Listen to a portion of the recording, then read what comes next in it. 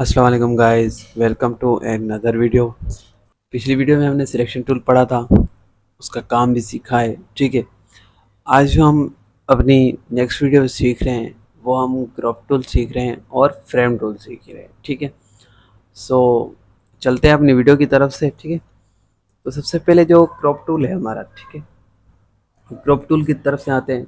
अब crop tool की short की जो है वो है कंट्रोल सी है। ठीक है, कंट्रोल सी अगर हम प्रेस करेंगे तो उसकी शॉर्ट की आ जाएगी। मतलब फॉर एग्जांपल हमारे पास अभी सिलेक्शन टूल, मूव टूल खुला हुआ है।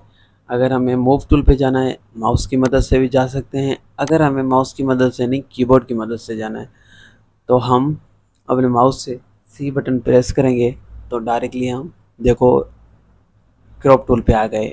क्रॉप टूल पे पता कैसे चलेगा? यहाँ से इसका प्रॉपर्टी बार खुल जाएगा। ठीक है, अब क्रॉप टूल क्या होता है? अब क्रॉप टूल ये एक बेसिक टूल है जो इमेज का एक्स्ट्रा पार्ट जो होता है ना उसको रिमूव करता है, इमेज को छोटा भी करता है और जो अनवांटेड हमारा एरिया होता है उसको रिमूव करता है। ठीक है, फॉर एग्जांपल हम कोई इमेज लेके आते हैं, हम ओपन पे जा रहे हैं, फाइल पे जाके ओपन करते हैं कोई इमेज। फॉर एग्जांपल मैं ये इमेज ओपन कर रहा हूँ। ओके, तो ये इमेज हमारे पास एक ओपन हो गई है।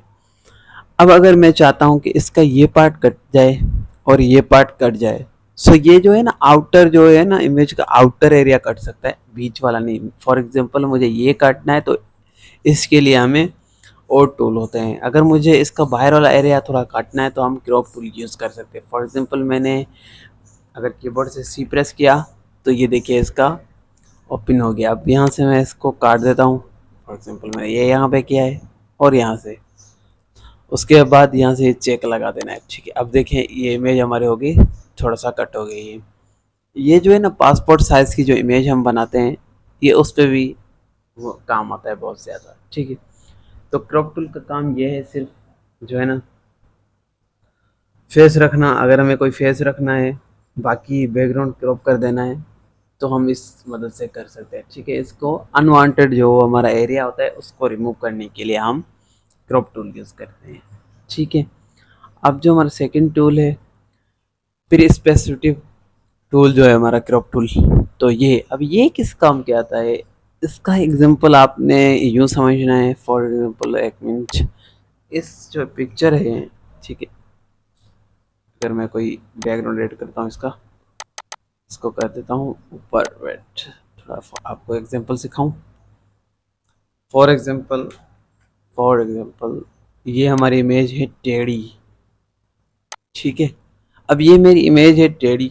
ठीक है, तो मैं चाहता हूँ कि ये जो हमारी इमेज टेढ़ी है इसको मुझे सीधा करना है।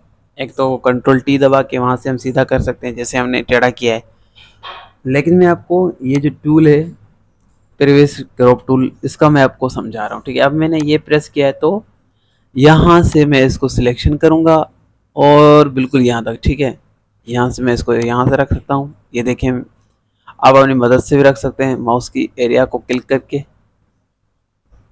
यहाँ से इसको मैंने प्रेस किया।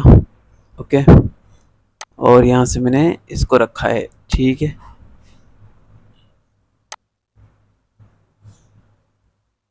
अब ये देखें इसको थोड़ा सा सेटिंग करनी है, इसका भी काम क्रॉप करना है। लेकिन अगर टिल्ड हमारी कोई टेढ़ी इमेज है उसको सीधा करने के लिए ये काम होता है। अभी मैं यहाँ से चेक प्रेस करूँगा। ठीक है, अब ये देखें इसको सीधा इसने कर लिया। थोड़ा लेंथ इसने अच्छी नहीं की, लेकिन फिर भी इसने जो है ना इमेज को सीधा कर दिया। पहले हमारी इमेज टेढ़ी थी तो उसको सीधा कर दिया है। ठीक है, इसका आपने काम समझ लिया है। ये इतना यूज़ नहीं होता, इससे कंट्रोल टी से भी हम इसको जो है ना सेट कर सकते हैं। इसका काम इतना नहीं होता, लेकिन कभी कभार आपको क्या पता कहाँ में काम आ जाए। कोई टिल्ड इमेज हो तो उसको कैसे सीधा करें, या कोई सीधी इमेज हो तो उसको कैसे टिल्ड करें, तो इस साइड से हम ये टूल यूज़ कर सकते हैं। ठीक है, अभी यहाँ पे स्लैश टूल है और स्लैश सिलेक्शन टूल है, ये दोनों टूल हम बाद में सीखेंगे। पहले हम फ्रेम टूल की तरफ आते हैं। ठीक है, अब फ्रेम टूल को मैं आपको समझाने के लिए एक वाइट बोर्ड उठाते हैं, मेरे पास पड़ा होगा वाइट बोर्ड, ये एक वाइट बोर्ड है। ठीक है, तो यहाँ पे मैं फ्रेम टूल पे आ गया। अब फ्रेम टूल का काम क्या है? अगर मैंने ये फ्रेम बनाया, ठीक है, ये फ्रेम की तरह काम करता है। फॉर एग्जांपल ये हमारा फ्रेम है। अब अगर हमें यहाँ पे कोई पिक्चर रखनी है तो डायरेक्टली पिक्चर आ सकती है। फॉर एग्जांपल मैं यहाँ पे जाके प्लेस इमेज करता हूँ और ये आती है इमेज यहाँ पे, ठीक है। अब ये देखिए इमेज कहीं इधर उधर नहीं की डायरेक्ट फ्रेम पे आ गई है, ठीक है। ये फ्रेम का काम यही होता है, कोई भी इमेज होती है उसको जो है ना अपने इस पे अंदर रख देना, मतलब कि ये जो टूल है ये प्लेस होल्डर की तरह काम करता है, ठीक है। अब अगर मेरे पास ये इमेज है, ठीक है, नहीं अगर मैं यहाँ से ये रखता हूँ, ठीक है, फॉर एग्जाम्पल यहाँ पे मैं इसको रख देता हूँ, ओके। अब मैंने ये यहाँ पे रख दिया है। अगर अब मुझे कोई इमेज उठानी है तो फॉर एग्जांपल मैं यहाँ पे गया, प्लेस लिंक गया और यहाँ से मैंने ये इमेज उठाई, तो यहाँ पे इमेज देखो डायरेक्टली इस पे इमेज आ गई है। अगर मुझे इस पे इमेज डालनी है, इसको सिलेक्शन की, फाइल पे गया, प्लेस पे गया, अब ये देखिए हमारी यहाँ पे जो है ना इमेज आ चुकी है, ठीक है।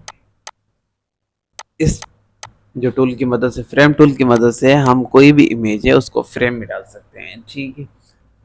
तो ये दोनों टूल आपको मैंने बता दिए हैं, इन दोनों का काम क्या है। अब आता है आई ड्रॉप टूल्स, ठीक है।